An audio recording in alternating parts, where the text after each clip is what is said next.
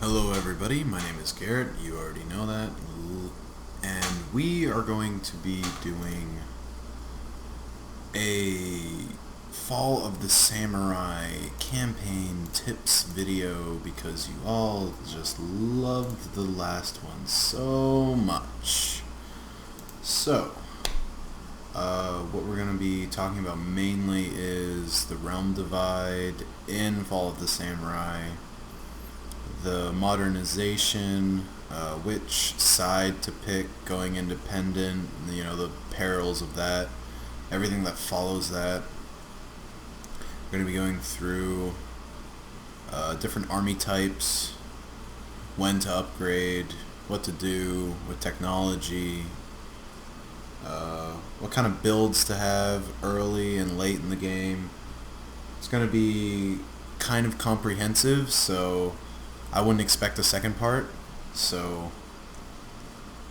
I might do another one on Rise of the Samurai if enough of you want that.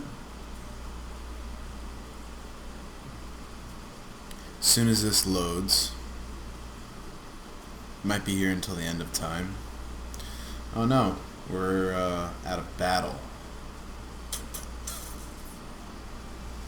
I don't fucking remember this at all. Alright, let's auto-resolve this because ultimately, yeah, I don't care. I don't care that I lost. I've already won this campaign before.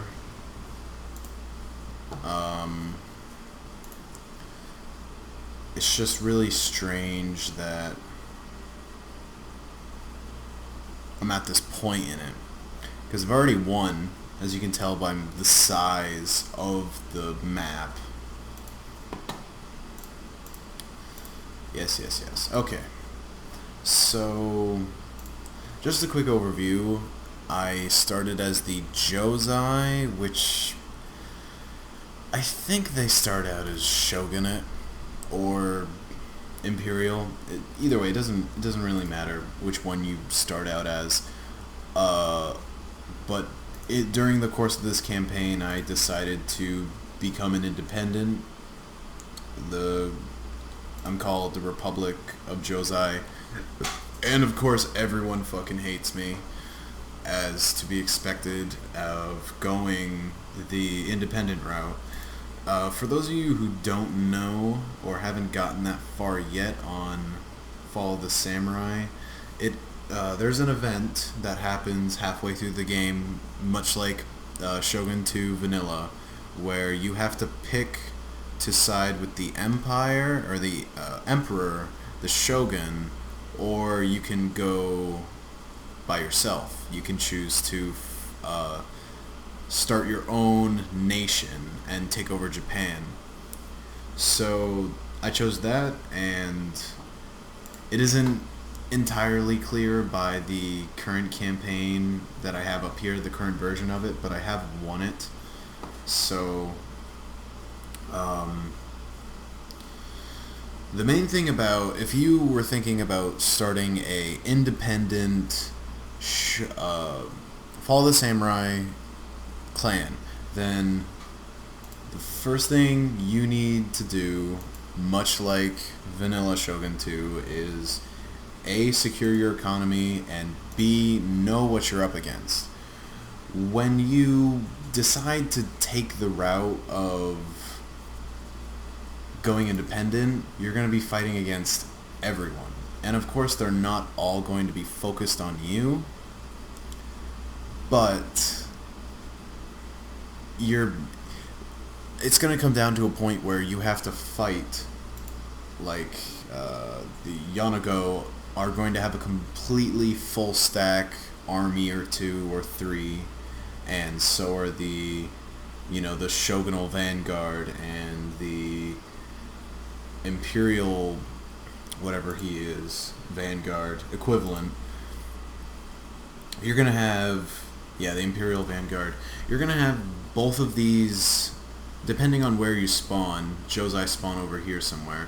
You're going to be stuck in between these two fighting factions. So you not only need an incredibly potent army running around like this one, which is basically a city taker, but you also need to put a reasonable amount of troops or a reasonable amount of upgrades on each of your important cities, especially on your recruiting cities. Over here, over at Izu, Sagami, these are all my recruiting cities. Kazuha, Shimoza. The main thing when you start the realm divide and you pick independent is you have to defend the cities that you recruit from.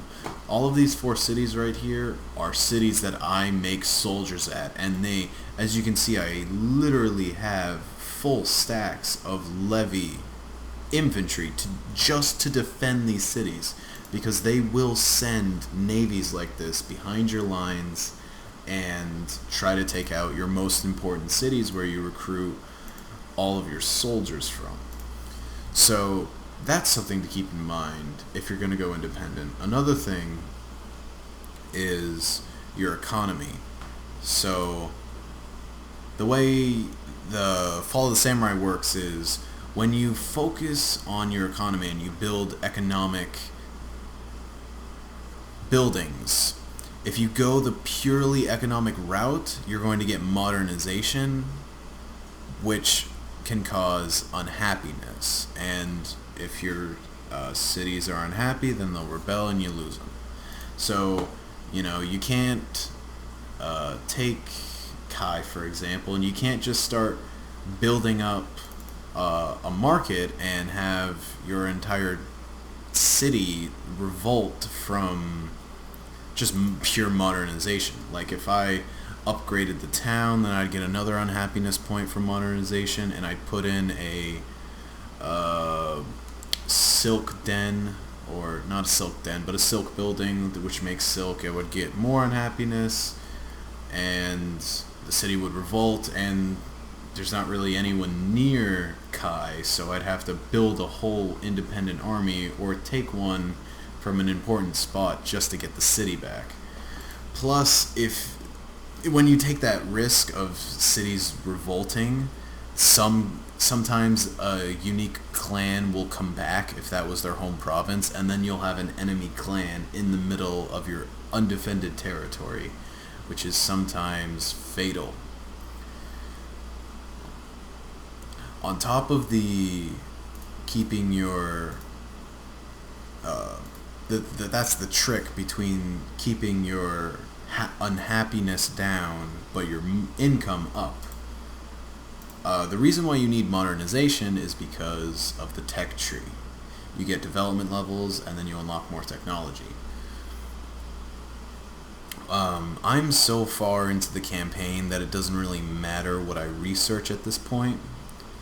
But what I really focused on, as soon as I possibly could, I got consular court, cardinal relations, and foreign affairs, and I built I waited until when you research foreign affairs, one of the 3 Western powers, whether it be France, America, or British, one of them will contact you and ask you if you would like to have a military mission with them, and no matter who you get, you accept, because there's no difference between the 3. You just need them as soon as possible, because the units you get, which I get an Infante de Marine, which I can recruit here. Where is he? Right there. I've recruited the max amount. You get him, and since Foreign Affairs is so close, it's in the 2nd development, so you can get Foreign Affairs pretty early on in the game. And once you get Infante de Marines, they are you're gonna want to take your Infante de Marines, recruit as many as you can, and throw them in your main army as long as it doesn't bankrupt you, and you will be able to dominate your early neighbors. So if you're early in the game and you need a lot of territories because you want to go independent, And if you're already sided with the emperor and the shogun, and you know you're going to go independent and you don't care, then you can just attack the allied clans around you that wouldn't normally suspect you to attack them because they have such good relationship with you. You can go ahead and do that. But got a little distracted from the modernization versus economy thing. It's hard to grow your economy while at the same having a strong economy while having a good amount of happiness. And what you want to do in the really big cities, in the cities like Kazuya, where I have built it up to a municipality, where I have like 5 buildings. I put in the thing. What I did was, as long as you're reducing modernization, then unhappiness due to modernization, which is you can see it right there, that will go down. So you will get less happiness as long as you're reducing the modernization in the provinces. So what you want to do is you want to mix buildings like silk weaving shed with I think they're called police stations, traditional dojos, places like that where you reduce your modernization to keep your happiness up. And then you have your economy buildings, which have modernization on them, but it's canceled out by your other buildings. So all you get is the monetary increase. That's how you keep your cities happy, and that's how you keep your income up.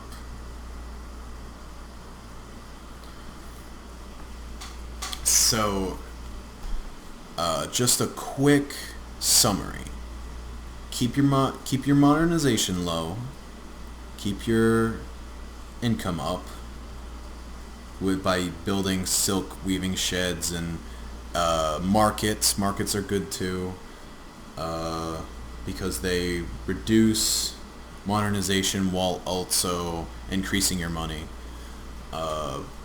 Pick one city to make into your one-all be-all, preferably the same city you build your trading district in for the port, and just have 1 or 2 cities with multiple building slots where you just pump out the late infantry. Like I have Republican infantry. If you pick Shogun, then you'll have Shogunate infantry. If you pick Imperial, then you have Imperial infantry. Get that. Just use the if you're upgrading your army, like you build an entire army of line infantry and now you want to build an entire army of Republican infantry, as long as you have the income, I would suggest not. Some people just unrecruit all of their line infantry and then slowly replace it with Republican infantry. Just make a whole new army and just start conquering in different locations. But back to the summary. Keep your monetization low. Keep your money up by canceling out buildings. Build like a market and a police station in almost every city that's not a military capital like this one is. Get a military mission. Get foreign affairs as soon as possible. Get a military mission as soon as possible. Build a trade district as soon as possible. All that's expensive, but it's worth it. Build as many elite infantry as you can. Throw them in your main army, and you'll basically be able to conquer everyone around you, because those units will be just absolutely destructive on the battlefield. Early in the game, before you get those units, I would highly suggest having several Yachikai. I think that's what they're called. Yarikai? Yeah, Yarikachi, excuse me. Have several of those along with your levy infantry, because spear levies aren't that great. When you have really shitty line infantry or levy infantry, you're gonna need a very strong melee backbone. Like I've seen a lot of people start campaigns and lose very early in the campaign because they were facing Yarikachi and the Yarikachi just charged their lines and destroyed them. So keep that in the early game. And I keep getting distracted from the summary. Yeah, if I think the biggest challenge for Fall of the Samurai is becoming an independent nation and trying to win all by yourself. Because when I started as an independent nation, I was probably like 26 regions, maybe. Like not even that, like maybe 15 regions. And I was facing against the rest of Japan. So it's really hard, and it's gonna put you through some loops the first time you try it, but it is definitely possible. And even though I haven't completely won here yet, I'm pretty sure you can give me the benefit of the doubt and say that I'd be able to mop up this campaign pretty well. So that's it. Thanks for watching. Yeah, that's it. See ya.